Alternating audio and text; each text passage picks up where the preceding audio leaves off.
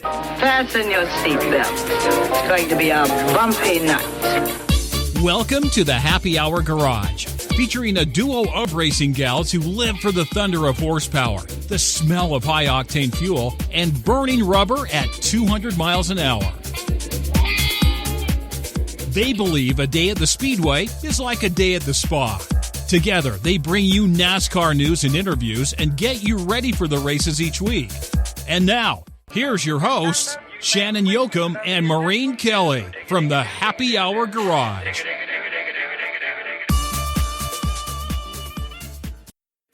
Gentlemen, start your engine. Hey, welcome to the Happy Hour Garage Friday night edition. Qualifying has just completed. Apparently Kyle Busch and Carl Edwards are on the front row, so that's all good. I'm your host, Shannon Yoakum, from beautiful, sunny, spring-like today, British Columbia, Canada. And I am joined, as always, by the lovely Maureen Kelly out of Pennsylvania. Good evening, I guess it is for you. Yeah, it's evening here. Yeah, it's gorgeous here too, Shannon. You finally sent us some nice weather. Yeah, us Canucks, or at least us Western Canucks, are hoarding it right now. Yeah, you are. You had been anyway. I know. We finally have some weather to brag about here. Oh, that's good. That's good. El Nino is being favorable to you. I saw some nasty weather down in the top of Florida there in Missouri and all over the place. It was like, woo. Yeah, Louisiana, down in your old stomping grounds in that area of Texas and Louisiana. It's been really awful there, so I feel sorry for anybody. I'm really looking forward to tonight's show. I can hardly wait to talk to this guy, our next guest, and he's kind of a funny guy, but he's a writer of all things. He's been in writing about motorsports since 1972. He's won multiple awards. He writes for all kinds of people. He's a tour guide to New York City, and I have to ask him if he gave somebody the name Huck Finn. Please welcome to the show, Steve Waid. Hello, and good to be here with you guys. Really is. It is, and man, you've had an interesting life. I was reading about you, and wow, you've been around for a while, covering all kinds of motorsports. I bet you've been there, seen it, done it, interviewed it, wrote about it. Well, thank you very much for the compliment. I will say that I have seen it. I will say that I have written about it. How good I've written about it over the years, that's for others to enjoy. But I've had a good time with it. I've been around for so long. I've seen so many changes in the sport, especially within NASCAR, well, even in open-wheel cars for that matter. But it's been a fascinating journey, and I can tell you, it's hard to describe to people how much the sport has changed and how much the business of the sport has changed and how much the journalistic side of the sport has changed. It's just been absolutely tremendous in so many ways. And in my way of thinking, so much better for the people who appreciate motorsports and want to be a part of it and like watching it, what they do on TV or go to the races. Everything, I think, is better for them all the way around. Yes, it is. And for those people that don't know kind of, where you're sort of from, I mean, I know you're in Charlotte right now, but you were the publisher of NASCAR Scene and NASCAR Illustrated, which I believe Dick Bergman owns now, until you were bought out by Condé Nast, correct? That's correct. We were bought by Condé Nast. Now, unfortunately, after 2010, Scene is no more, but Illustrated is still going very strong. Those two publications were begun way back in the late 70s. And I was there for the first edition of Illustrated, and there when Scene was just 3 years old, and they asked me to come on board. To fill you in, I started out in Martinsville, Virginia. Well, you all know about Martinsville Speedway. Mm-hmm. So that's where I got my start, in Martinsville, Virginia, moved to Roanoke, Virginia, and that was a much bigger paper that had the money to send me to a series of NASCAR events as their motorsports writer. So that's when I started traveling around way back then. And then in the early 80s, that's when I joined up with Scene when it was just starting out. I mean, when I tell you that it was a publication produced in a converted country store with one computer. That's all we had, one. We all had to share the computer. That's the way it began, but it grew phenomenally over the years until it became known as NASCAR scene in the early 90s, and that point from there on, we had a terrific circulation. We did very, very well, and we had a staff of people that, well, it was just unbelievable. And most of the names you know to this day. Bob Bacchus worked with us. Oh, yeah. Jeff Owens worked with us. Jeff Gluck, now at USA Today, he worked with us, and all of these people. We had a terrific staff. As a publisher, all I had to do was get out of the way and let them do their work. And we were very, very proud of those publications, no question about it. But we got caught up in the cyberspace. We like most newspapers, and I think you guys know this, that most newspapers have been suffering since the oncoming of the internet and cyberspace. Advertisers can get ads cheaper on cyberspace, and of course, with the promptness, let's say, of the internet, where you can be watching a race and an hour later get all the reports on your computer, right? Right. Newspapers can't compete with that.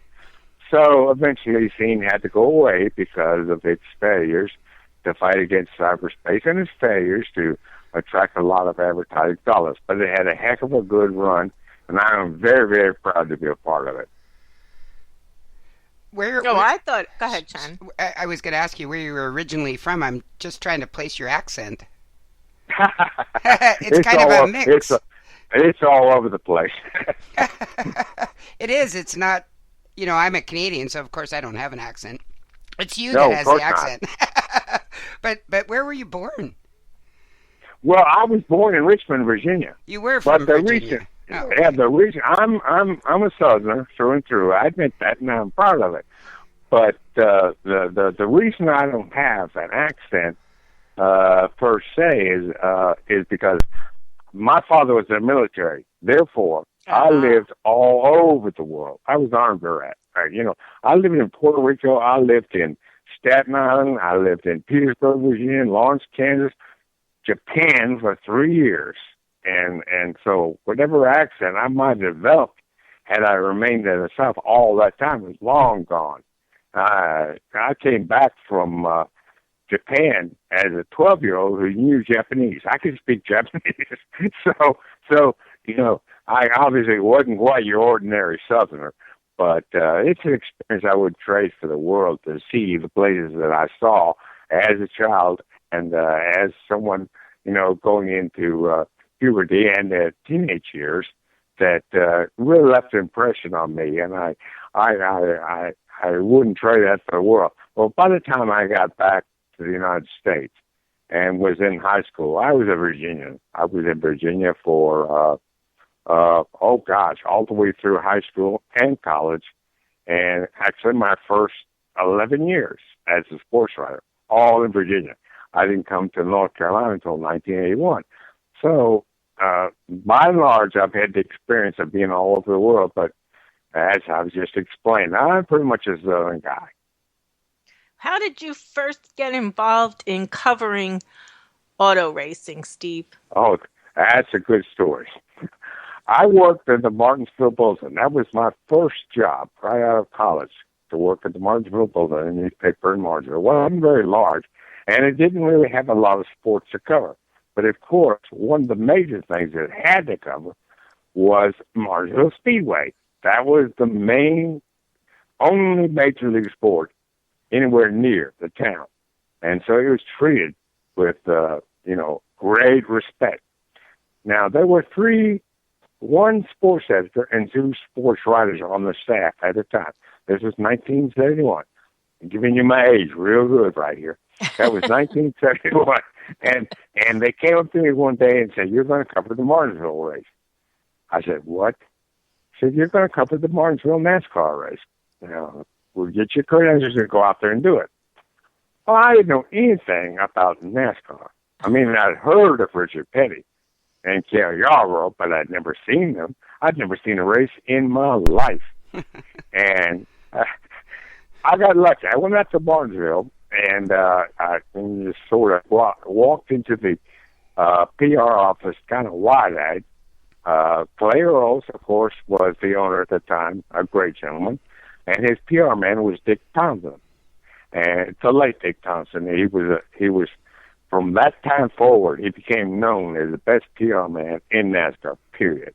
And he took me under his wing, and he said, you know, I'm smart enough to know that the guy who writes NASCAR for my hometown paper and about my speedway has got to know what's going on.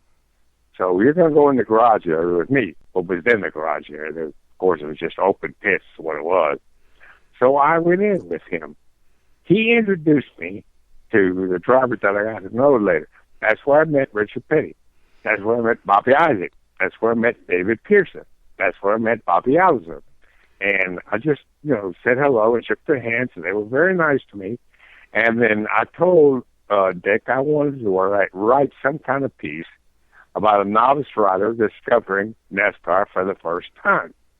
So he said, okay, we'll see if we can find somebody. Now, this is where the story takes a twist. I didn't sit down with any superstar driver of the time. Dick introduced me to a driver named Earl Brooks. Now, Earl, who's also deceased, but a great gentleman, was one of the so-called independent drivers. Didn't have a lot of money, didn't have big sponsorship. He was just basically a race-by-race kind of driver. And Dick introduced me to him. So I sat down with Earl Brooks, and I asked him all these stupid questions. I mean, not knowing a thing. You know, I was one right after the other. I mean, that's why I learned that the tires didn't have any tread. That's why I learned that they didn't race in the rain. I didn't know any of this. So Earl Brooks answered patiently and willfully, answered every one of my questions and gave me an education. Now, later, I found out, I got to be good friends with Earl. And later I found out that I'm sure you guys know something about the history of Wendell Scott. Yes. Wendell Scott had a very good friend, a white driver from Lynchburg, Virginia. Wendell was from Danville. He had a very good white driver friend from Lynchburg, Virginia, who helped him out everywhere they went. They often worked with him. They were side-by-side buddies. That white Lynchburg driver was Earl Brooks, who was later played by Bo Bridges in the movie with Richard Pryor, Greased Lightning, that told the life story of Wendell Scott. That's incredible. And I found that out. I said, man, I just got lucky. I really did. You did. So, you know, I covered that race. Bobby Isaac won that race. And I was one of maybe 12 guys in the press box. That's all we had back then. And I got to interview him in the press box after he won the race. Well, you know, I think I wrote a decent story that didn't fire me. So, so it went from there. And that's how I got started. I was thrown into it to wrap it up. I was thrown into it, got to know some decent people who treated me very, very well and filled me with information. And by the time I took the job in Roanoke 1 year later, and that paper was asking me to be their full-time racing writer based on what I had written in Martinsville alone, I had a pretty good knowledge of what I was doing. And so when I started to cover races for Roanoke a year later, I had met Bobby Alson, Bobby Isaac, David Pearson, Richard, and they knew me. It wasn't difficult to go from there, not at all. You know, one of the fan questions, and this may relate to part of what you're talking about. This is from Kevin. He says, please ask him to tell some stories about his late friend and NASCAR reporter Joe Whitlock. Those two were inseparable. Now, where did you meet him? Was that part of that early days? Yeah, it was not that early. I met Joe much later when I started. I really started hanging out with Joe when it came to Charlotte in 1981. Joe had already established a great career as a motorsports writer coming out of the University of South Carolina. Now, he covered the races along with another great guy, Jim Hunter, who's unforgettable in NASCAR. Yes. Absolutely. And they actually created pit notes. Those pit notes where you would get, quotes from drivers that you couldn't possibly reach while you were covering the race in the press box. They started what was called pit notes, getting quotes and passing them up to the press box. But in any case, Joe moved on from that. And what he did was he became the PR man in 1981 for a raw rookie named Dale Earnhardt. That's right. He was Dale Earnhardt's PR man. And as a consequence, when I came down there, Joe Whitlock, obviously, introduced me to Dale when he was just starting out. There I was with him, just starting out. I'll tell you one story as an aside to that. When I moved from Roanoke to Charlotte in 1981, of course, I had a place to live, but I met Dale that night. I just drove from Roanoke to Charlotte before I could ever get settled down in the apartment I was going to live with a good friend of mine. He said, we've got to go back up to Lake Norman. I said, what for? He said, Earnhardt wants you to come to dinner. He's having a cookout. So we went to dinner, and Dale was cooking steaks on the grill. There was the lakefront property he lived in, everything. And he told me, he said, where are you living? I said, I've got a roommate. We're down in Morden, not far from you at all. He said, no, don't do that. He said, I've got this big house. I can't use it all. You can have the entire lower level. You have your own private bathroom, your own private bedroom, your own private entrance. You've got to come live with me. He didn't even know you. He knew me fairly well. I didn't cover him before Joe started working with him. I had covered him in '79 when he won his race at Bristol and won the Rookie of the Year, and '80, not as much. In '80 when he won the championship. '81 is when I moved down, and Joe was already implanted with him. So that's when he offered me his place to live in the bottom. I couldn't believe it. Wow. But, of course, I had just been hired as the editor of what was then known as Grand National Scene. Eventually it became NASCAR. I said, no, it would not look good for the editor of a newspaper to be living with you. And he agreed. He said, I understand perfectly. He said, but you come here anytime you want to if you need anything. Now, to back up with Joe at the time, as I said, was Earnhardt's PR man. And Joe was a monumental, I can't tell you what a terrific writer he was. He was an unbelievably good writer. But he appreciated what I was doing with Scene.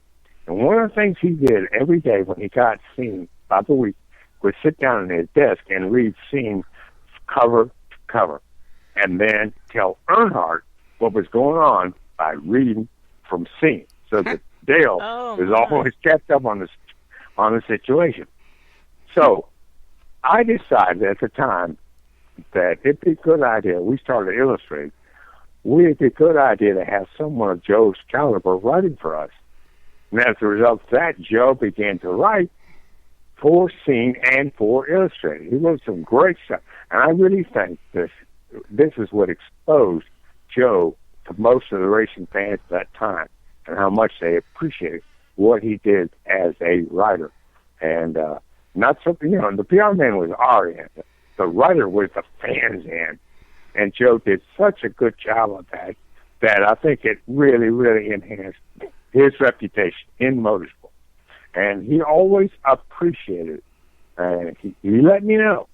I mean, can you believe a writer with his caliber of ability would call me up and say, tell me if this is good. Tell me if you like this. Tell me if this is worth of publishing. I said, are you kidding me? And I would read it. It was always great. And Joe wouldn't always write about motorsport. He'd write about his dad. He'd write about Mother's Day. He'd write about all these kind of things that it certainly touched our hearts at the paper. So we knew it touched the readers' hearts. So to answer the overall question, the relationship that Joe and I had was much more than business. It was professional. It was friend to friend. And I think what it did in the end was it certainly helped our publications, but it certainly helped Joe's recognition among the fans of motorsports all the way. That's a great story. Wow. And you've been around a while. I mean, Maureen and I are up there with you in age, so you're in good company here. But one of the things you did that caught my eye hugely, because I'm an absolute fan of this man, is Junior Johnson. I mean, you co-wrote that book with Tom Higgins, Brave in Life, and I mean, he's my hero. I just adore the man. I've been lucky to met him a couple times, and it was the thrill of my racing life. That was. Yeah, the identity of the American stock car racer. He is what. Now think about this. He starts out as a moonshiner. Lord, how many times will he learn how many times drivers and mechanics started out moonshining? He was not just a moonshiner. He was a quintessential moonshiner. He was the best in the business at what he did. Yeah, he got caught, went to prison, and so forth and so on. Got pardoned much later on in life, but he did that. And he coupled that with his driving style, which was what we all appreciate, and most of us appreciate, as Southern stock car racing fans, all out. No finesse. No forgiveness. Yep. Dale's father was that way. Dale was that way. And there are a lot of them that have been that way in the past. That's the way he was. And he won a lot of races, 50 to be exact, doing it that style. Now, the story could end there, but it did not. He went on to the next stage and became, as you know, a team owner. And as a team owner, there's some dispute of how many races he really won, but it's somewhere between 136 and 139, plus 6 championships, and with 2 different drivers. And during that time, of course, as a team owner, how can I say this? He was also still a mechanic, and he did not care. But the best way to put it is, he found a gray area in every rule. Like Smokey Unick. Yes. There's no question he did that. And, NASCAR punished him a few times, but the bottom line being, as he was a moonshiner who came in to be a successful driver, moved on to be a successful team owner. As a driver, he was hard-charging, no forgiveness to a cop. As a team owner, he finessed the rules. He did everything he could, and he hired the best drivers that were available to him at the time through most of his career. He went through Bobby Allison, Dale Yarborough, Dale Earnhardt, the Walter. There's Hall of Fame right there. Yep. There's lots in of order. there. Absolutely. And they won races for him. And so he, at every single stage of not only his career, but his life, he was a success. Now, as much as he ran head-to-head and had was the loggerheads with Bill Francis Jr., and Bill Dazzle at the technical director, and whoever they might be, the fact remains that even after all of that, he was in the first class inducted into the Hall of Fame. He's on my wall, that poster with him. That's right. Says a heck of a lot. What a career. What's the best story about him that didn't make your book that you could tell us? Ooh. Come on, please. Well, let me think. Okay. I think I've come up with something. It was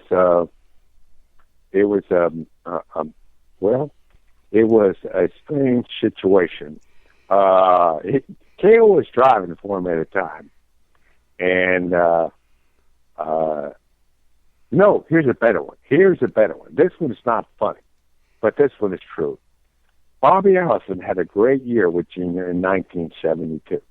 That was a year after Junior teamed up with Richard Howard, and he brought Chevrolet back to NASCAR, which was a great thing at the time, because Chevrolet wasn't in NASCAR.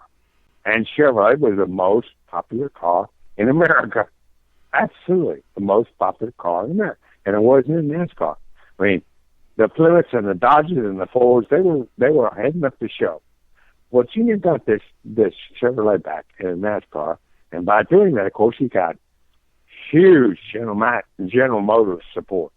Very smart move. Now, let's move to 72, when Junior decided to run the full schedule with Chevrolet. Chevrolet was so popular and so in demand at that time that after a 71 season where Junior, told promoters, you pay me $10,000, I'll bring the Chevrolet. Whoa, that was unheard of at the time. But it was done. They were buying up on it. Junior got an $80,000 sponsorship from Coca-Cola, brought to him by Bobby Allison in 1972. $80,000. And that's what it took for him to run the season. And you know what it is now. Now think about that. That's not even a race. Unbelievable. You couldn't do it. You're right. You wouldn't even get on the car for $80,000 today. No. So what happened was they had a great season going, and they were in a war with Richard Petty for the championship in 1972. That has gone down in legend at the short tracks where those guys were just beating bang on each other. And Bobby was determined that he was going to beat that red and blue car. Well, they had a problem at a Talladega race. It was, of course, not a short track, no beating and banging, but something happened to the car. My best memory is they broke a fuel line and something else in the car not very long after the race had started. Well, back in those days, you could repair the car and get back in the race. You could even replace an entire engine, if you can believe that, and get back into the race, which another noted fact about Junior is that his guys did it one time at Martinsville in 13 minutes. Wow. In 13 minutes, and got back on the track. But at this particular time, it was early in the race, they got everything fixed and went looking for Bobby. He was gone. He had left the track. He had gone away.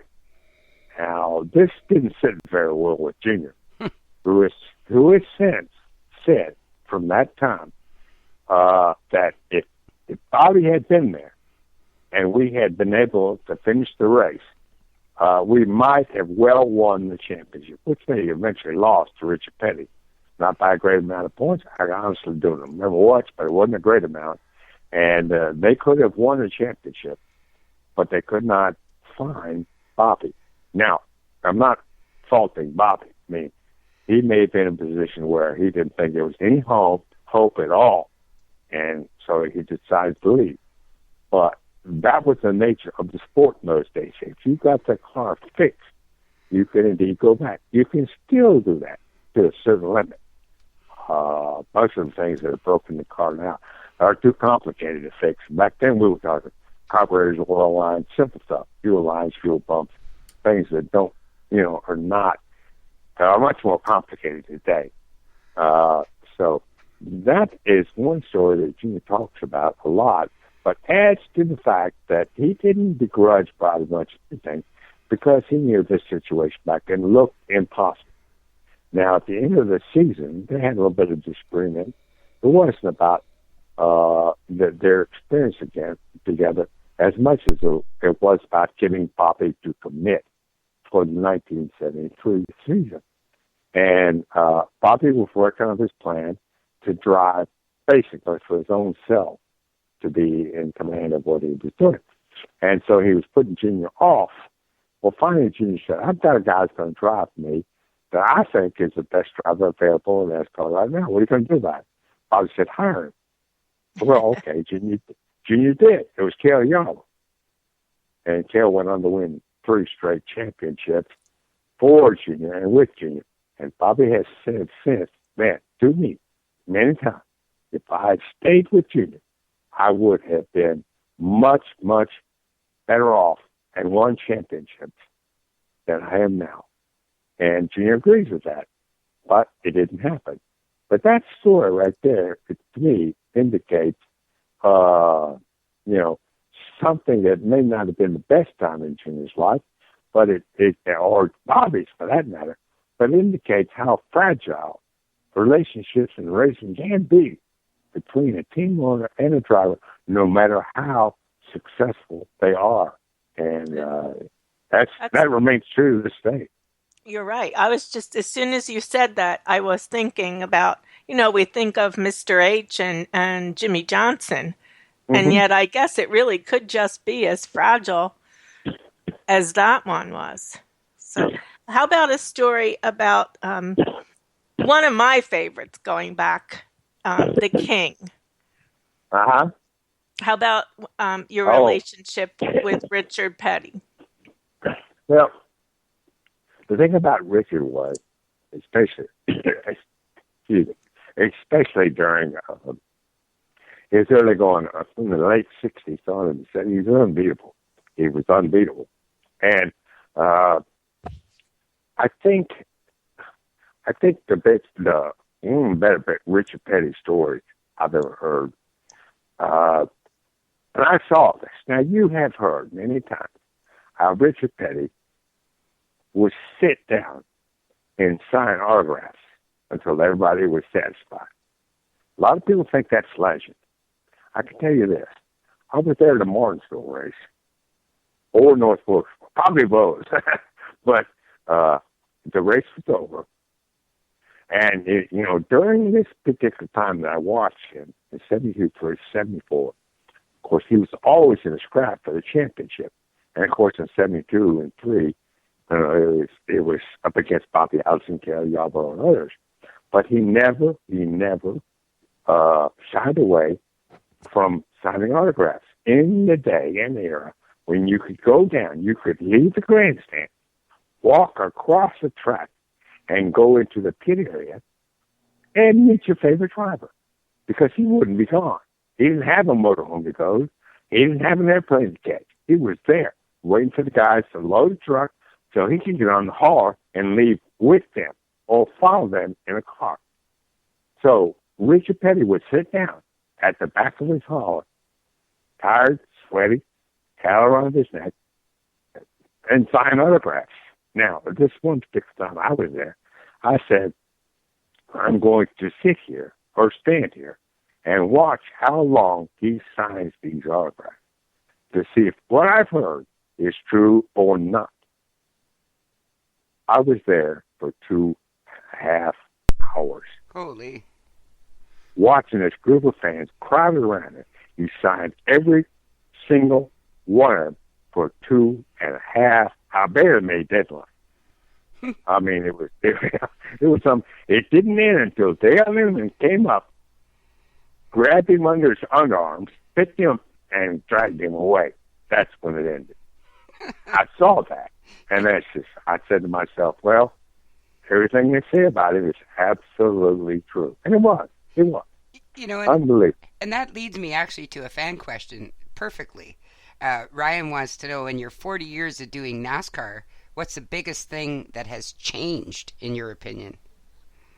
Oh, I could go forever. Yeah. I'll say one word I hope answers the question: technology. Oh. Technology has changed everything about NASCAR. The sport, the people who cover the sport, the people who work in the sport, and the drivers. All has changed with technology. There's no such thing as a shade tree mechanic anymore. No. Absolutely not. The whole world of NASCAR is computerized. It is filled with engineers. Nobody had an engineer. Nobody had a single engineer. All the way through the even the late 80s. They didn't have a staff of engineers. The most expensive equipment was the dyno. The dynamometer for the engine was the most expensive equipment. Now think about where it's gone today. I mean, look at what we have to do today to race, and to look at what we have to do to cover the race. Exactly. I mean, I can't even begin to tell you what the teams do today. You guys know it as well as I do. It's a maze of technological and computerized marvels that require specialists to do all of this. Well, specialists who would never part. I mean, if you had 12 guys working for you. You were a big team. Now you got to have 155 or 200. Yep. I mean, there's no question about that. The same thing with covering the sport. I mean, we had typewriters when I started out. Then we moved on to telecopiers, the wonderful Xerox telecopier. You put your story in the machine, it could get back to your office in 4 minutes. We thought was a marvel. And now look at it. Now you got a media room with USB God. ports. Yeah. We didn't have cell phones. Well, If you wanted to call the office, you had to find a convenience store while you were on the road and go dial from a cell phone. And I'll tell you, it's hard to find a payphone these days. Yeah, absolutely. I hadn't found one in years. And that's the way it's changed. And the internet, of course, I don't have to tell you or your listeners of what that's done to not only those of us who still work in the sport as journalists, but the teams themselves, the competitors. I mean, just look at it. They're sitting on top of war wagons with laptops. You never heard that in the past. And that changes. Look at NASCAR. Look at its inspection process. Lasers. I mean, they can do things to the nth degree. When they used to do measurements, car measurements with templates, it was done by hand. You could cheat all over that. But now you can't do anything. And, it's say tough that, to cheat. Yeah, don't even try. I mean, we hear something every week. When NASCAR is doing something, it's catching somebody at some grade of penalty every week. That never happened in the past, unless it was a major penalty. We might have heard about it, but they always got away with it. I mean, here's something stupid or simple. Guys would take, in the days when you didn't have full-face helmets, guys would take their box with their little bubble goo glasses, those things. You might remember them little rubber strap, and they tied around their eye. Well, they came in little boxes, okay? And you could pick them up at the track at any of the suppliers. They would take those out, and they would put a lead weight in that box and put that box on the dashboard to get another 5 or 6 pounds of weight on the car that was illegal. Something as simple as that. We've heard a lot of creative things about lead weight in cars. All kinds of stories about that. I saw that one. As it went through. I said, they got a goggle box on the dashboard. And as soon as it came out of the inspection, they snatched it and made it disappear. Because it added, enough weight to the car to cheat. Something as simple as that. Now, try that today and you'll get laughed out of the garage area.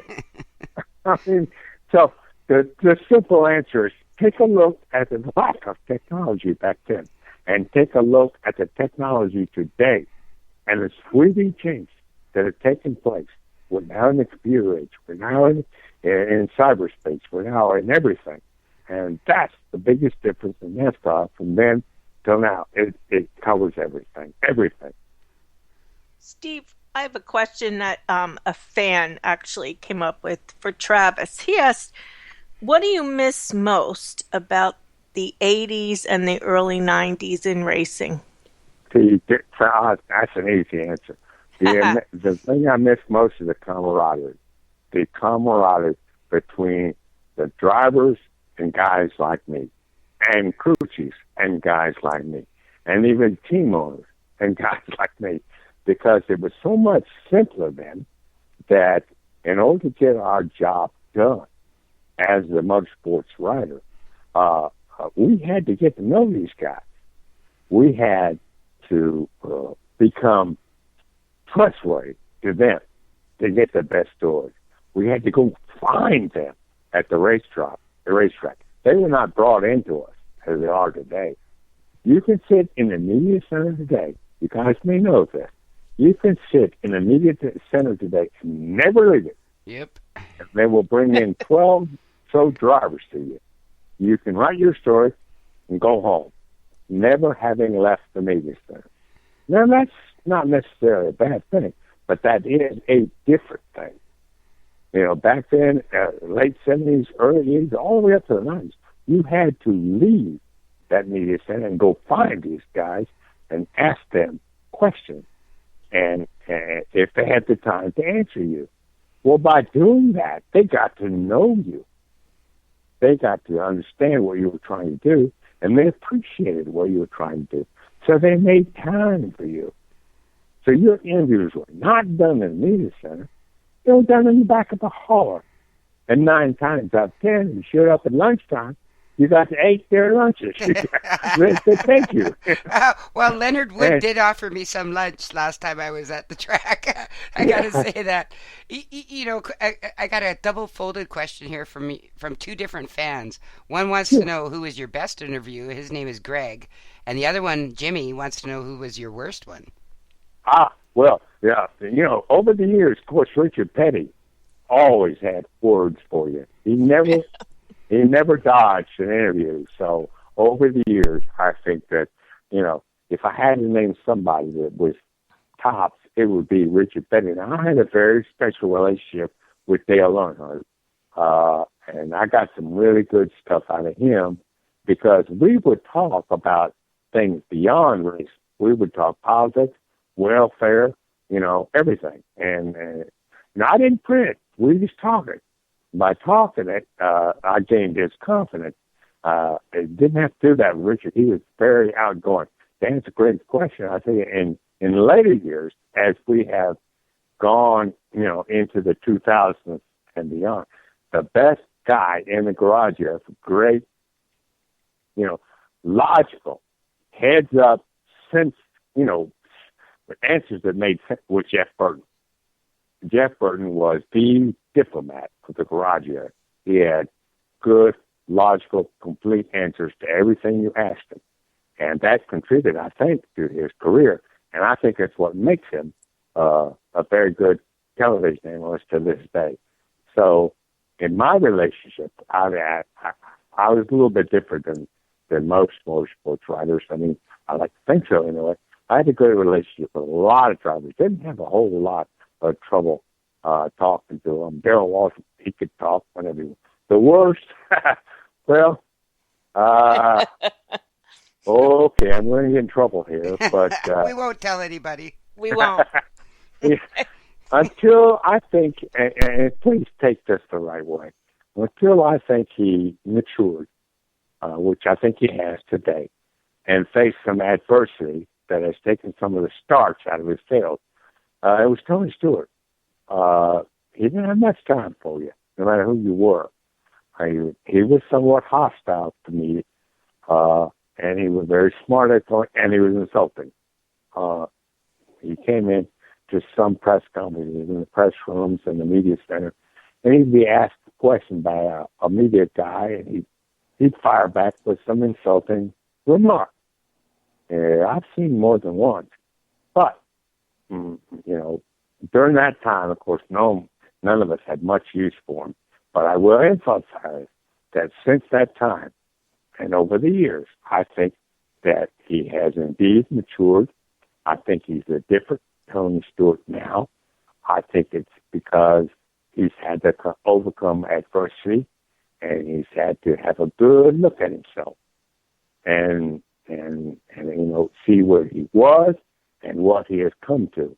I'm not saying he won't give you a smart answer if you ask him a dumb question, but I am saying that he is much more approachable and cooperative than he used to be. So I'll give him that. I'm not surprised at that answer. I kind of expected that might be the guy that you would have picked out there, only because I do notice when I read a lot of your columns and all, you are much more into detail as opposed to fluff. Like race fluff and race commentary wasn't your bag. You were looking for a deeper story to tell. And I guess that's what was so much appreciated by the fans who couldn't be at the track. Because let's face it, in the 80s and the 90s, it was really hard to find a race on television. Right. And so we relied a lot more on print media. Well, yeah, that's true. That's true. And I thank you for saying that, because a lot of people tend to forget that the print media was the main way to get your information on racing. Now, what taught me was not only what I learned starting out, but in my relationship with the drivers and everything, that detail was important. I never came out and said any kind of comment or any kind of opinion without being able to back it up. That I always felt that was fair to the race fan, that was fair to the drivers, that was fair to competitors. That's called integrity. Right. Well, I appreciate that very much. We've had our share of writers in this business, and bloggers, and websites that shoot from the hip. You know that? I know that. We can go on the web and find anything you want to find. It's one of my pet peeves. I can't stand it. I know it. You can. You have to be careful about that. And I am too. I look at some of this stuff and I said, well, when did you talk to this guy? Where's your stuff about him? Where's your back about him? Where's the other side of the story? I mean, a trained journalist, and there are many, many out there who write blogs and are on websites. Don't get me wrong, they're there. That's the way you were trained as a journalist. You had to get the full story. You could not publish a story and take an opinion, express your opinion, with talking to only one person. That was impossible. That was not allowed. That is not what you should do. And so, consequently, I was one of many guys back then that went out and tried to find the other side of the story or someone else's opinion. Even when NASCAR made a ruling that everybody didn't like, we asked the NASCAR officials, why did you do it? And printed what they said. And you were free to make your own judgment about that. And so that's the kind of thing that we strive to be. I think most of it did very, very well. And believe me, there are still, you can find them, and you probably know who they are. But you can go out there and find that on cyberspace, the internet, whatever you want to call it today, you can find it. But unlike in the days past when print ruled, there are so many others out there that I will politely say shoot from the hip.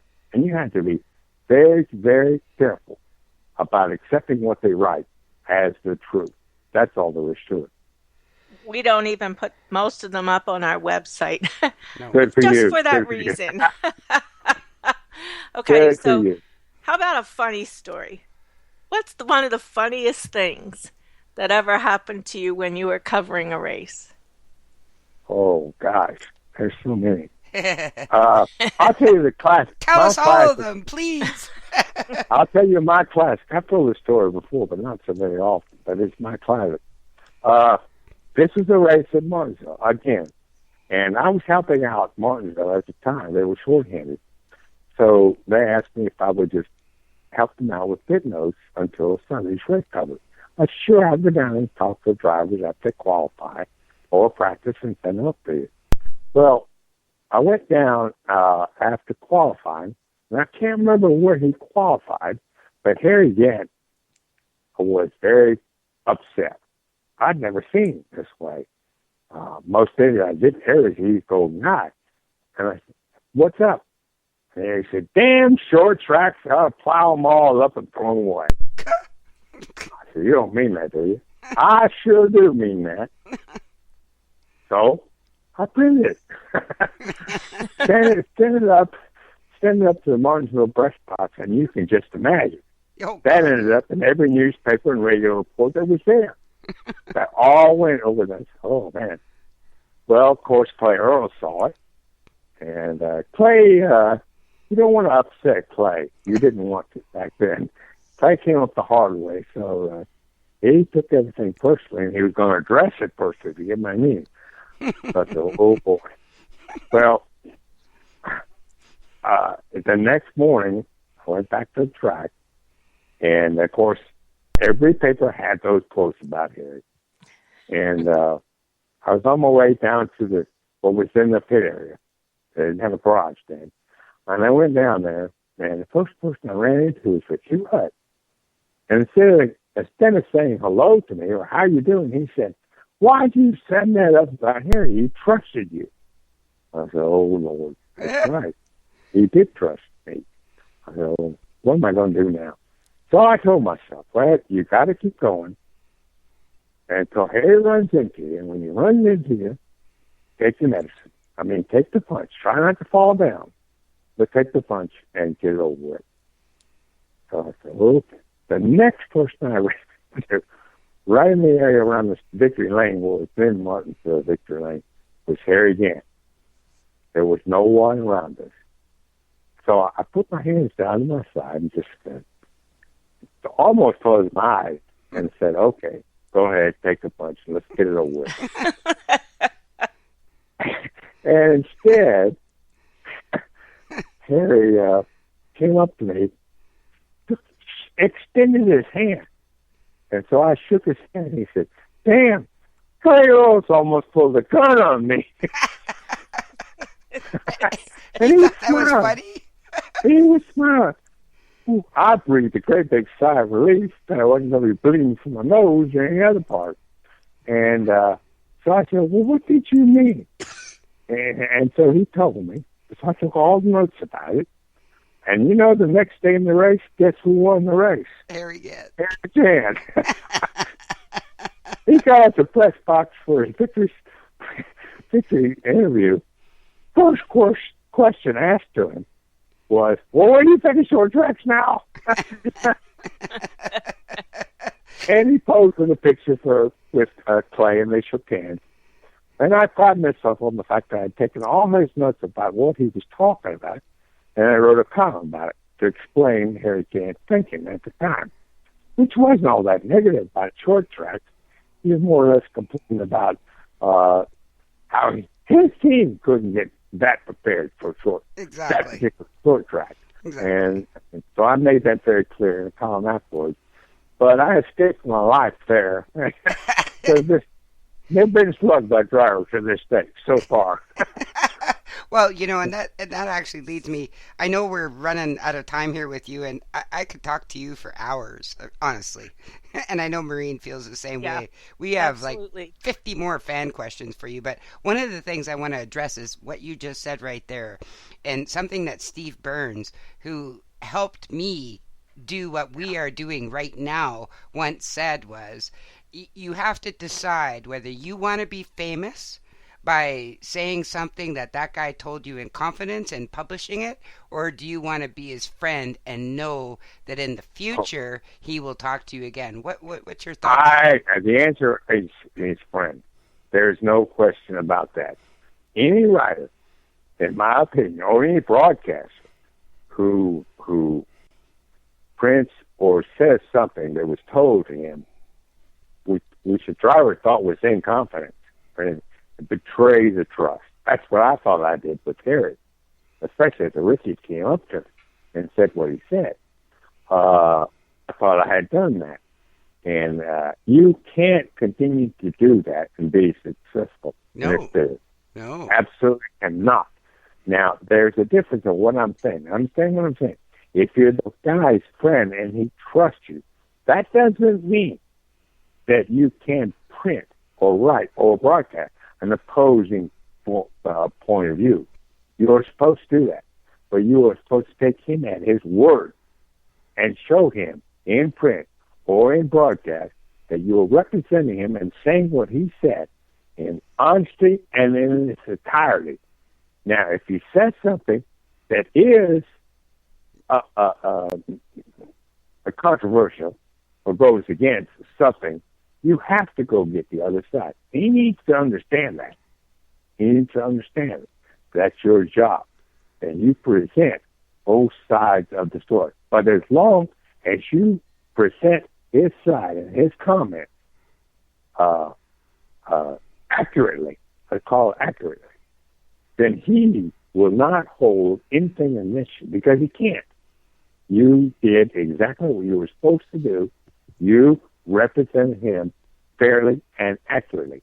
Even if you presented to the other side, his side was presented. He's got to respect you for that. If he doesn't, he's got the problem, not you. Good answer. I have to ask you two quick ones because I know your time is out. Sure. Did you give Bill Elliott the name Huck Finn? Because a lot of people don't know that he used to be called Huck Finn. Was that you? I was one of the first. I don't know that I can take the entire credit for it, but I know I'm the first one that said it to his face. He's never forgotten that, even to this day. A lot of people don't know that he was called that. Oh, yeah. He looked like Huck Finn. He does. Loud. He still does. And he sounded like Huck Finn. Still does. Yeah, to this day, he still does. And he's finally, he's long since accepted that. But I know that I was the first one to call him that to his face. He kind of looked at me kind of strange, but he did smile. So it went from there. A lot of people don't know that you played tour guide to Alan Kawicki back in New York back in the day when they used to have the NASCAR awards banquet back then. Speaking of Bill Elliott, because Alan Kawicki and Bill Elliott were probably both felt like they were fish out of water in the big smoke, right? Exactly. And you're a city guy, so you were, you're pretty comfortable in the city. That must have been a little fun, huh?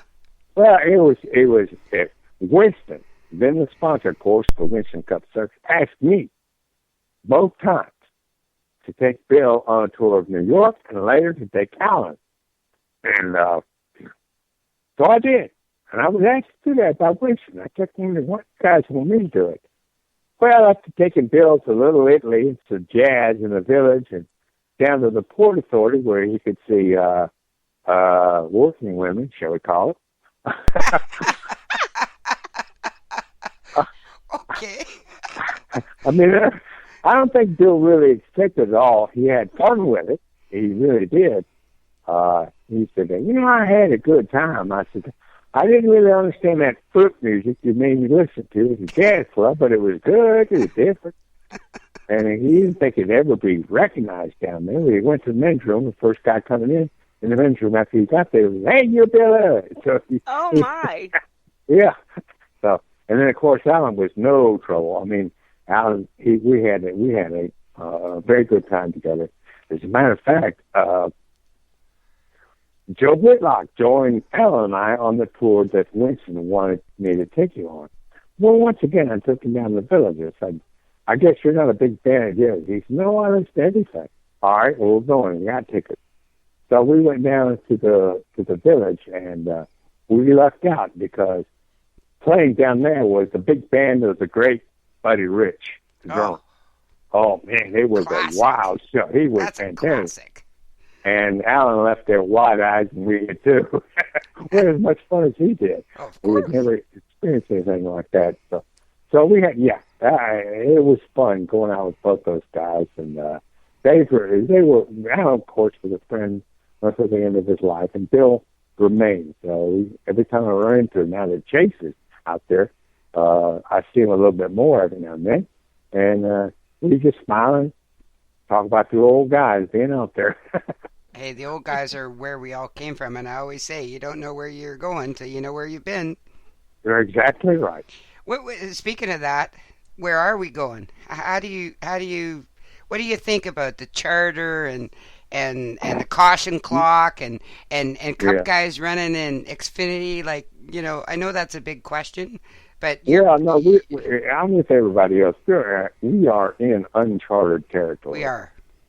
It's hard for me to describe what I think might happen because of so many changes that the most of which we have not seen the real, end effect. We haven't seen how it's going to play out.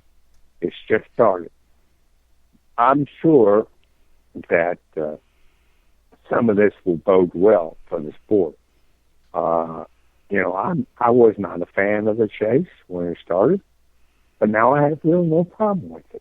I really don't.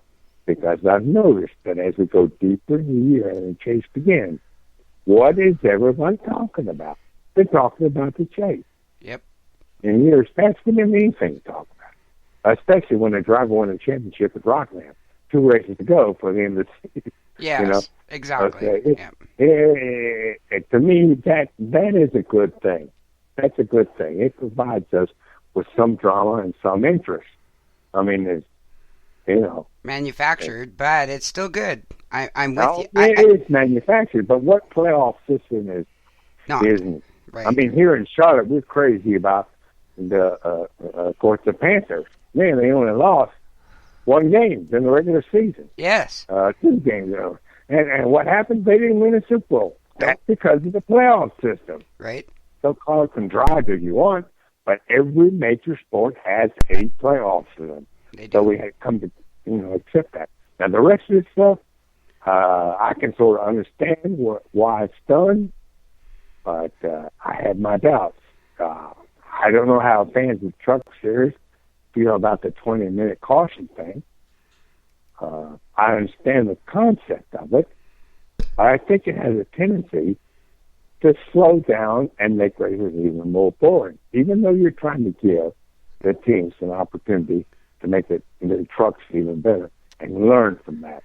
I don't know. So I'm out for that. The charter system, NASCAR had to give in to some kind of franchising sooner or later. I don't think there's any doubt about that. They argued about it for years, couldn't figure out how to do it. It was never going to be done under Bill France Jr. And Lord knows Bill France Sr. would throw you out of the room if you brought it up. I don't think there's any doubt about that. But now it's here. So, and I understand how you're protecting the team's investment. If you're a chartered team, you're guaranteed to start the race. And, pardon me. And the more your team exists, the more value it has. And when you get ready to leave, you sell the charter for several $1 million if somebody wants to buy it. Or if somebody wants to buy it. Now, they have already, but the prices weren't like they're going to be in the future. The prices today were 7 figures for the Gibbs and Stewart Haas teams that bought those charters. What are they going to be 10 years from now? Or 5 years from now? Are you going to be able to find somebody to pay that kind of price? And you might. But I will tell you this. You've got 40 cars starting the race.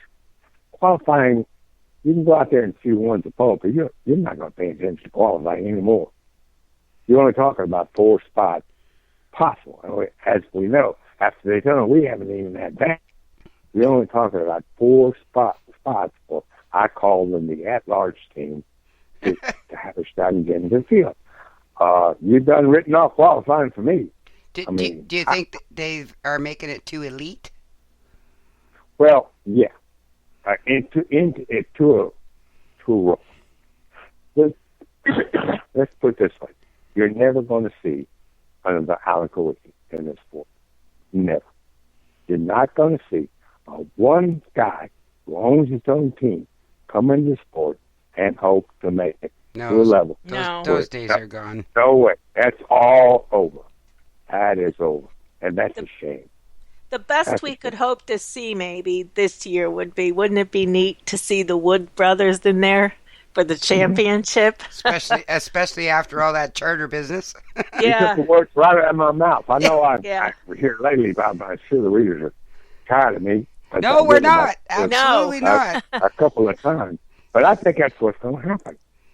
I think the big story this year, Martin Truex Jr. was the big story last year, in my opinion. Mm-hmm. And I think the big story this year is going to be the Wood brothers making the checks. Yep. That kid is good. Yeah, I think that'll be it. And it's going to be fun to watch. You know what? I love the Wood brothers, and I was just at Daytona, and I walked up, and I happened to get lucky and get into the garage, and I walked up to Leonard Wood in his hauler, and I said to him, please, if you have a minute, I would just like to shake your hand. I just think the world of you. And he came over to me, put me in a headlock, and gave me a big kiss on the cheek. And then he went and shook my husband's hand for taking the picture. And it was one of the highlights of my racing life. I mean, that guy is a legend. And you know, we've had multiple guests on the show that talk about the Wood brothers over the years, you know, how they kind of tricked them here and there, you know, because that's what you did back then, right? You didn't tell people what your setup was. I mean, this is your competition, right? And then at that same time, I watched Leonard Wood walk through the the fan zone at Daytona, and only 3 people recognized who he was. Really? I'm not surprised. Do you not? I was surprised. I think it's so sad. I can't imagine. Oh, God, I was so surprised at that.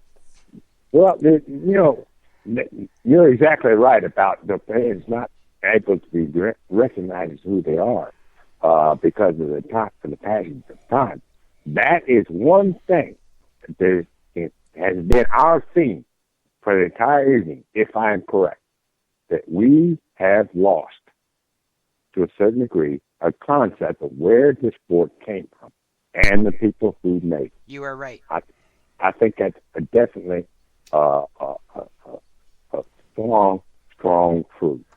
And the you know, a lot of that is, I've talked about technology, I've talked about NASCAR legislation and so forth and so on. But a lot of that, to me, has been the inability of NASCAR to sell the old-timers who are leaving them by droves on the new sport, and to attract the newcomers, the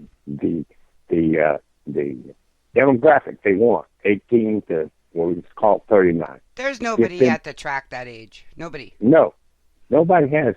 They don't have much of an interest in the history of the sport. They need to be educated, and the newcomers don't have much of a concept of what the sport is all about because they don't like what they see. Well, I think Darlington tried it, right? They tried. Darlington is absolutely. You're 100% right about that. And it's up to some, you know, I think there are, of course, plenty of websites out there that can educate us in where this sport came from. But it has to be mixed with the journalism of today. And I fault some of our journalists today with the education of NASCAR coupled together to present to the fans.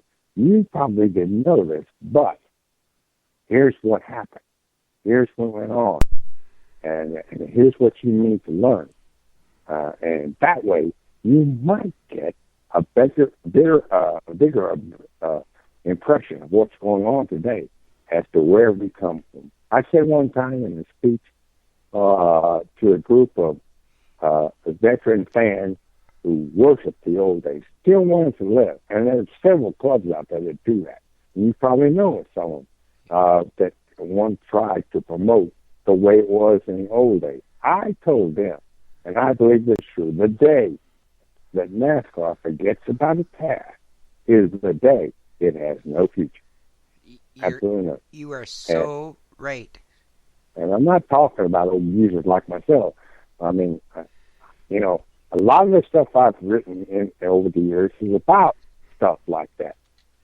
I mean, I wrote about Harry Gann, Richard Petty, and Bobby Isaac and those guys because I knew it. I knew more about that than I do a lot about today, which is fine. There's a whole generation, new generation of people out there today who should be doing it, who should be following up on it. A lot of them try real hard. That, to me, is where we have to have the difference. We have to be able to inform people of the past so they know where the sport is coming from and let them judge for themselves where the sport is today, but to know that the changes were made and for what reason and whether they like it or not is entirely up to them. I ask this simple question. Is there a single baseball fan today that does not know the names Ruth, Gary, Musial, Exactly. They know these people. Well, and you know that some of the drivers have a real keen interest, the current modern drivers in the past. They do. And the most They do. famous one is Dale Earnhardt Jr. You know, I mean, he's the most popular guy of all, and he has a huge interest in the past. I mean, there's more than just him. There's Kyle Larson, there's Joey Logano, and there's more of them that really appreciate the past. When I was in Daytona, they had a car show of the old cars back in the day when they raced. I know where that is. I know where you were. Yeah, exactly. You were probably wandering around. I probably saw you. If I would have seen you today, I would have probably given you a big hug and said, "Hey, nice to meet you." But that place was packed. It was packed full of people, but they were all over 40. Yeah. You have just illustrated my point. Yes. You had just illustrated my point. So the secret is what do we have to do to get the young people who have the attention span of a flea interested in a sport that requires the attention span of a patient armadillo, let's say. That's maybe a bad analogy. And you make a very good point. I think that this is part of what NASCAR and the people who cover NASCAR, have to do. I just want to emphasize to your listeners, to me, the NASCAR today might have its flaws, but I think it's still entertaining and still has its characters and personalities. Mm-hmm. No question about that. Absolutely. I really do. But, some of these people, if they ever heard of Buck Baker and what he did, and Fireball and what he did, I'm not talking about just on the track. I'm talking about Kurt Schreiner landing an airplane in the street in South Carolina so he could stop in the liquor store. I mean, if they heard... I don't think I've heard that story. Oh boy. If they heard stuff like that and tied it into today, they could see where it came from. And they could see why Dale Earnhardt Jr. and several other drivers you've named, even youngsters like Joey Logano, don't want anybody to forget that. Exactly. And that, to me, is the task the sport has today. And, it can be done. It can be done. I believe that NASCAR is trying. Yeah, much more than it used to. It is trying. It has a lot on its plate. I wouldn't want to be, well, for a lot of reasons. I wouldn't want to be Brian France. But the main reason is that so much NASCAR faces.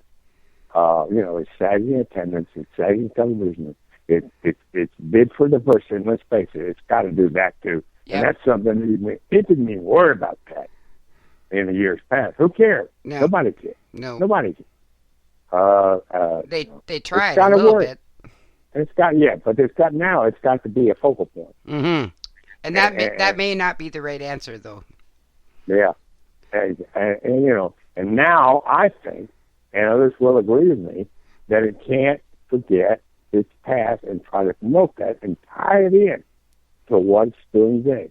Yes. If you want to appreciate what it's today, you need to learn what yesterday was like. Yep. And let me tell you something. Why do you think these old 40-year-old people are still going to car shows?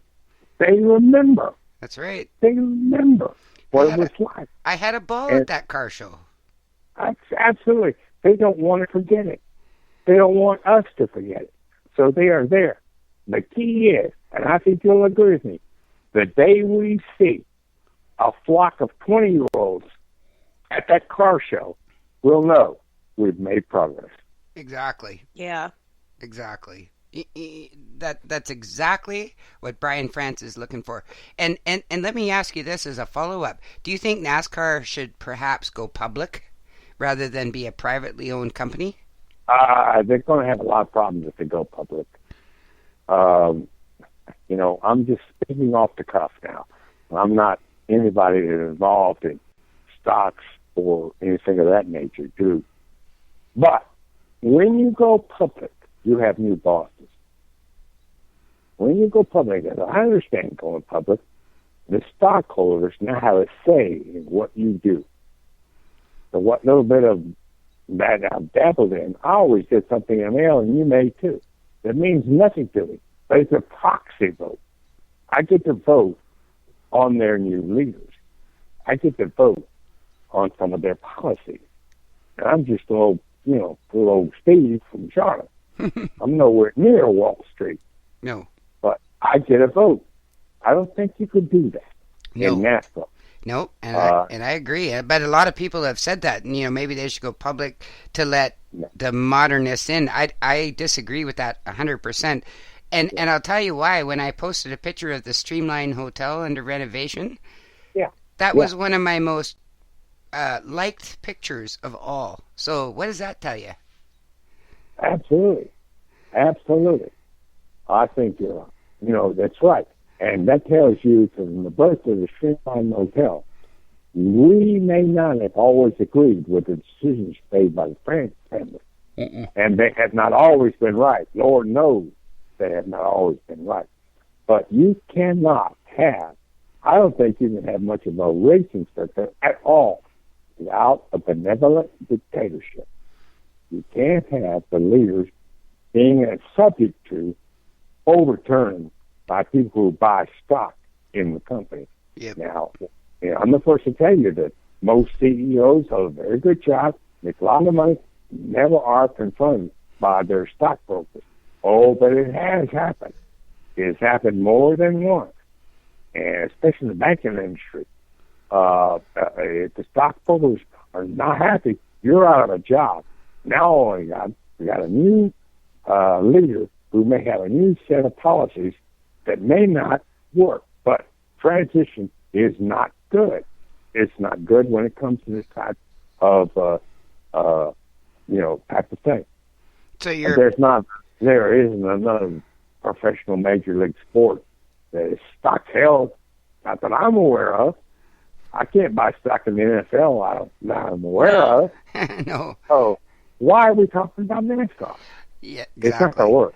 Exactly. It's not going to work. That's why I think they went to this charter system, I think, to try and mirror a little bit of the NFL and that experience. It might work, I think you're certainly right. The one part where it will work is certainly if I go and buy a charter 10 years from now, I'm not going to be able to buy it, even if I'm, I don't know. I was trying to think of a wealthy family around my area, but I'm going to need 4 or 5 wealthy families. A Rockefeller. Yeah, a Rockefeller could probably buy a charter. You're right. Yeah. But if not, it's going to be like, today in the NFL, how many of the teams are owned by, quote, let's just say a corporate type structure, Patriots are. There's a top owner at the Patriots, but then there's a whole bunch of little guys behind them. Well, there's a lot of major league teams and a lot of major league sports have a lot of little guys. Even here in Charlotte. But there's always one head honcho. And he's the guy that makes the calls. And he's the guy, if he sells the team, he's going to make a lot more money than anybody else. Well, supposedly, that's what we have in NASCAR today with the charter system. And you're 100% right. I don't think, one individual could come in and buy the charter and have himself a guaranteed entry in every race and good team. But if one comes in and he's got 4 or 5 partners, that wouldn't surprise me either. No. We've already seen that happen. From Mike Walsh Corporation to Rob Kaufman. Yep. Right. Yes. Roush and the Fenway. Right. We don't even know how much Kaufman splits, right? I mean, so that's an internal thing we know nothing about. No. We're not going to know. Yeah. But he was obviously the businessman in the group because he brokered the charter system, not Michael Waltrip. With all due respect to Michael, it was Kaufman, the money man, who brokered the system. And so that tells you that kind of individual could play a major role in the team as we go down the road. Why do you think he broke away? I'm sorry, what'd you say? Why do you think Rob Kaufman broke away from MWR? Well,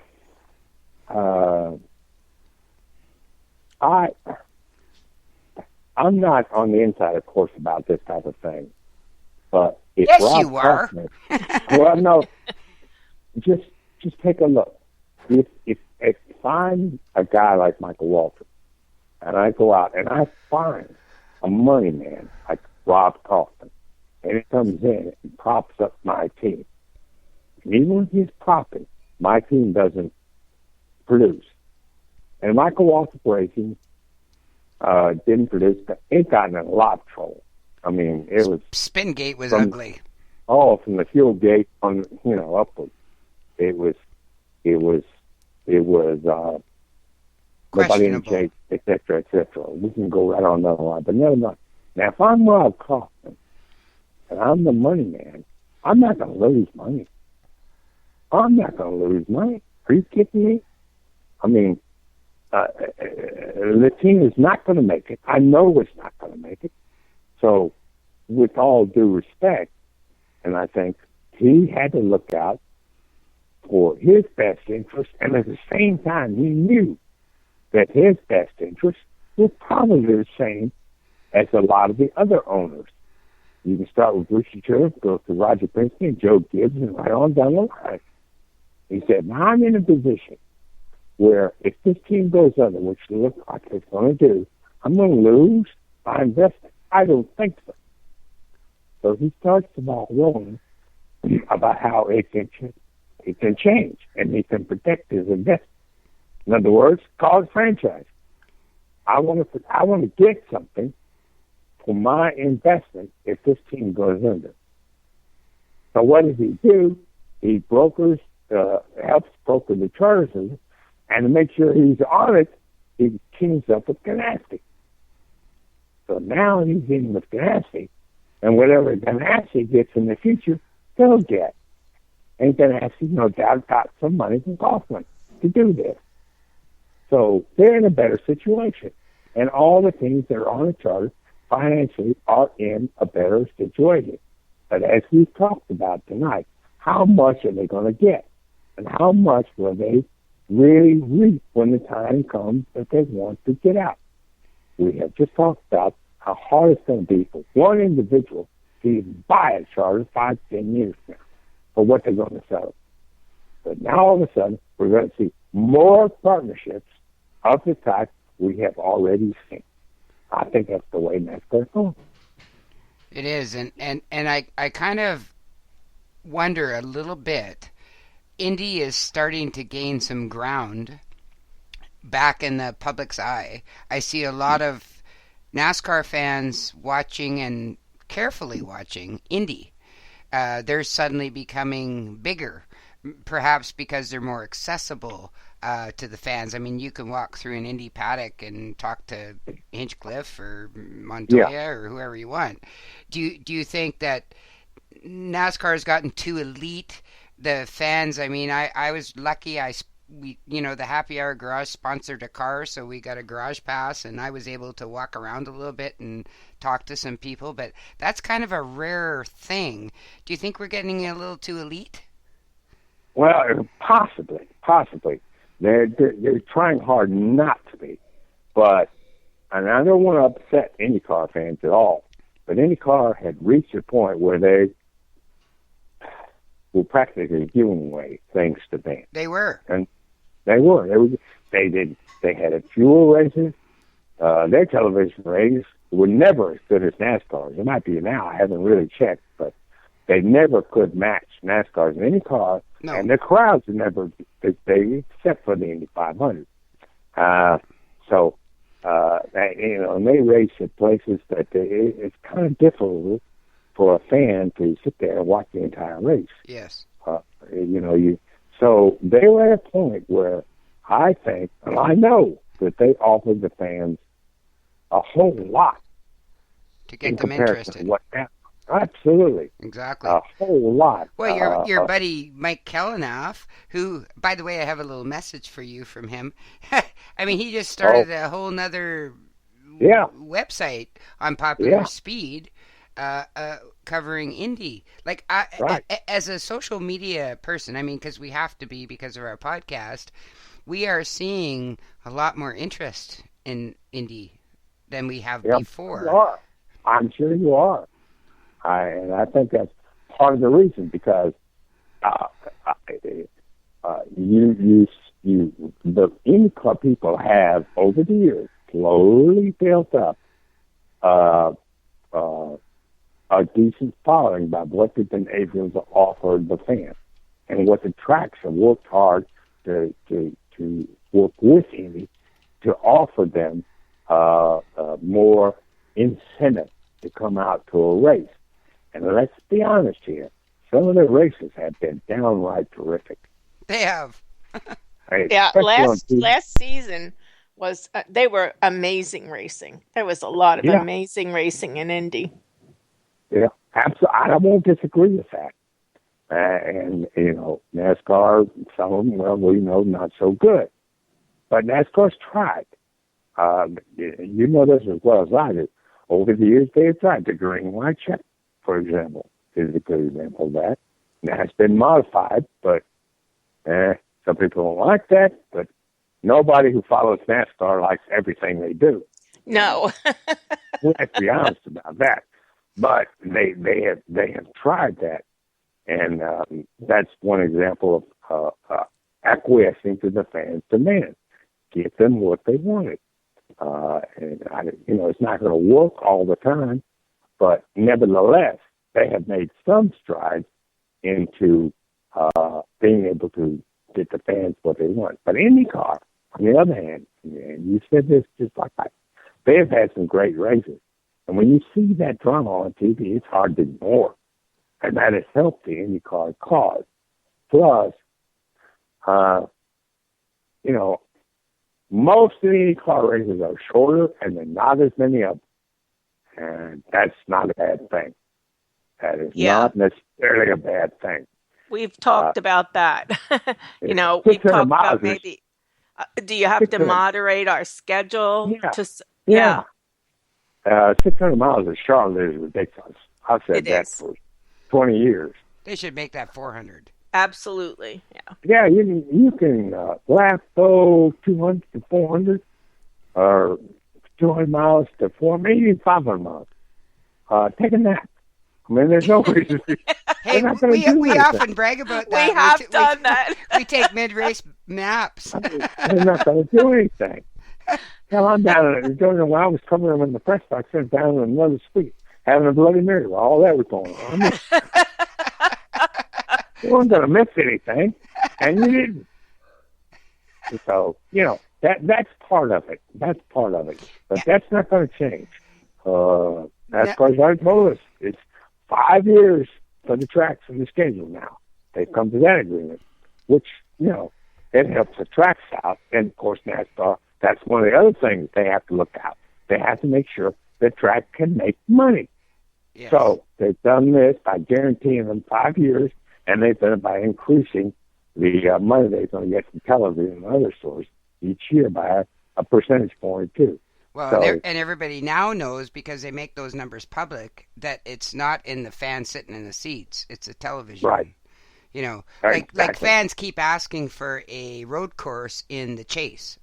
Exactly. That's a number one thing. Like the Chase should represent all of the different courses that they run throughout the year. And people love it. I used to hate road racing when they first started it. It was awful. But now it's one of my favorite races of all. Right. Exactly. And there's good reason for that. There is. I mean, you can think back in the last couple of years, some of the most exciting racing we've had has come from Sonoma and Watkins Glen. Yep. Especially Watkins Glen. Yes. I mean, and so, I can understand that. Now, when I said that NASCAR had made agreements with the track for their dates in the next 5 years, I didn't say, and I'm sure NASCAR didn't say, this is set in stone. Right. It probably said, oh, no, you're going to get a date, but we're going to move that. It's in pencil. Sure. It's not in ink. You know, it always is with NASCAR. Everything NASCAR does is in pencil, right? But that to a point. Yes. But yeah. But that's okay because you know you have to change with the times, and you have to. And I give actually kudos to NASCAR for trying to keep with the times. They're trying all kinds of things, Sure. a million different things to keep with the times. And social media has really, wow. I mean, those keyboard cowboys sometimes just blow me away. You know, they really do. I mean, a perfect example of keyboard cowboys is with Jeff Gordon and DW in the booth. Okay. I'm a huge Jeff Gordon fan, so I wasn't too keen on him being in the booth, but I was pleasantly surprised at how good he did. Well, of course, the keyboard warriors are going, okay, DW's too old, he should retire, blah, blah, blah, blah. Yeah. And, you know, and I went online today and I said, you know what, you guys, get off your goddamn keyboards and stop bashing the poor guy, DW. You know, he's a human being. Yeah. You're being assholes. Well, you make a very good point. Nobody, and I mean nobody, on TV is going to be 100% approved. No. Nobody. No. Nobody. I mean, Larry McClellan, for all his knowledge, got criticized for butchering the English language. Yeah. Although he had his own charm. To me, he sort of represented where the sport came from. Yes. And we all talk like that at one time and that. But so it happens. It happens. And, you know, I've heard criticism about everyone. I did TV for 6 years. I didn't praise everybody by any stretch of the imagination. And real pros like Marty Smith. Come on, you've read criticism about him too. Absolutely. It doesn't make any difference who you are.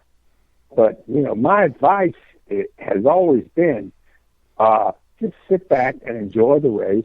Yeah. And learn from what they're saying. And stop critiquing it. Everything they're saying isn't stupid. No. Pay attention to it.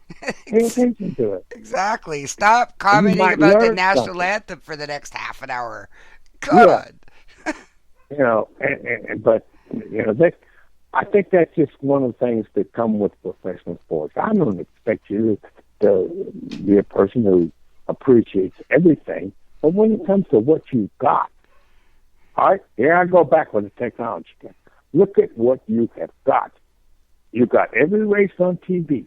If you're an Indy fan, you got that too. I don't care if you're a monster truck fan. You can go on Fox Sports 2 and find it. You got it. It's there. Yep. And if you don't see it on TV, wait about 15 minutes when it's over. Go online and you can find out everything you want to know about it. So if I were you, I would accept. I don't think you have to prove. I would accept of what you got and take it. Yes. Because what you didn't have, what we didn't have in the past, it's amazing. It's amazing. Personally, I'm grateful. I mean, I'm a Canadian, so I'm way up here. People used to look at me and say, "You're a what kind of fan?" You know, what even is that? So when I got TV, and you know, at first it was TV. A Wide World of Sports was my first experience with NASCAR, and I was hooked. I mean, my dad and mom used to take me to the track when I was a kid in my pajamas. You know, one Saturday we'd go to the racetrack, and one Saturday we'd go to the drive-in, right? Yeah. And we'd alternate those. So when NASCAR came to TV, I was so excited about that. You know, I was just beyond excited. So I tend to be more of an optimist. You know, I look at all the good things rather than the bad things. You know, I think you've got the right attitude. Yeah, and I wish everybody would think that way. Well, don't we all? But my only thing is, you don't have to like what you hear or what you see, but at least be appreciative of the fact that you've got it. Exactly. You've got it at your fingertips. Sure beats the hell out of curling. I got 4 channels That's tonight what of she has curling. on this weekend. She has curling on. I'm missing my qualifying, and I got 4 channels of curling. That is not funny. Well, It's funny from where I sit. Yeah, but it's ugly. But I think the bottom line here is that our sport is growing, it's changing, and you of all people, you've been around a long time, so you've seen it from typing on a typewriter to being on social media and everything in between. You've run the gamut, and that to me is fascinating. Just listening to you. well, I do appreciate that, and yeah, I've seen a heck of a lot, and I've seen things that have changed so dramatically, and not everything has been for the better, but in the long run, it's all been good, and we are today. And again, I'll repeat myself. Fans need to understand how good they've got it today, how good they have it with the flow of information and the ability to access NASCAR without not even going to the racetrack. The print media, yeah, we've died out of touch. But a bunch of the guys that were like me worked in the old days, the print media, which we thoroughly enjoyed, and it was a different time. We're still out there. We're still within reach of your keyboard. Mike Kellanaff told me to tell you were fired. Oh, by the way, waited till the end to tell him. I did. Oh, okay. Yeah. Typical Mike. Yeah, typical, absolutely typical Mike. I said to him, He called me tomorrow and said, "When's your next column?" Yeah. How come you're late with your column? What's going on here? Well, you know what? People still read columns, and people like Maureen and I, we have a reach of probably 30,000 people on social media, and we only report things we trust. And Popular Speed, Motorsports Unplugged, all of those are things that are trustworthy, and those are our go-tos. Yeah, and you guys do a good job. I know you're slightly older than Maureen because she's older than me, and I never hesitate to tell her that. What are your future plans? Oh, I'm just going to be writing for Mike as long as he doesn't fire me again. Well, he just fired you, according to what he told me. So. Oh, okay. Well, you're fired today. Well, okay. That case, I'll let somebody else. But anyway, I could fire Mike for what the heck. My future plans are I'll be here. I mean, I'll write for websites. I'd like to do that. I go to races. I go to about 10 or 12 years, and I keep my finger in it. Get to know everybody in the sport now. So, I'll call myself semi-retired. But for the next several years, as long as I'm able to do it, hey, your listeners and the readers, I'm out there. You can find me. That's what I'm going to keep on doing. And please keep on writing, because you write with you write with a lot of passion. I love the way you write. It's you report the facts, but you also add a comedic twist to it, which you have a great sense of humor that a lot of people might not get, but I get. I kind of like that sort of. I get wall. It too, and I enjoy it. Yeah, that's why Maureen and I do this show, because we both have off the wall sense of humor, and you have that too, and it's great, when you recognize that in somebody else. It's so much fun. I will keep it up. I promise you. Please do, and I'll tell you something. Junior Johnson told me, just to close it out here, is when I met him, he was 77, I believe. And I said to him, you're still out there working, and you're here in the suites, and you're meeting with people. And why? You got more money than God. You have your little breakfast joint in Spartansburg. Why do you keep doing this? He said, because I love the sport. He's exactly right. And that's something that, several of us old timers who are still out there doing what we're doing. I know it's simple. I know it sounds cliche, but it's a fact. I love this sport. And more important than that, I love the people in the sport, the people who are dedicated, like yourselves. Yes. They make it what it is, and I'm not ready to leave them, not by any stretch. Exactly. Well, I can say for Maureen and I, we've kept you way longer than you agreed to, and you know what? It was a pure pleasure. Absolutely. Well, my pleasure. I enjoyed it very much, and thanks for having me. And thanks for coming on. I know that our listeners are really going to enjoy this show. Thank you so much. Thank you so much, welcome. Steve. Yes, you are more than welcome. Be welcomed back. Thank you very much. We hope you've enjoyed hanging out in the Happy Hour Garage. Thanks for tuning in. Please join Shannon and Maureen next week for another episode of NASCAR news, interviews, and stories. Check out our website at www.happyhourgarage.com for our previous shows and see what's coming up next.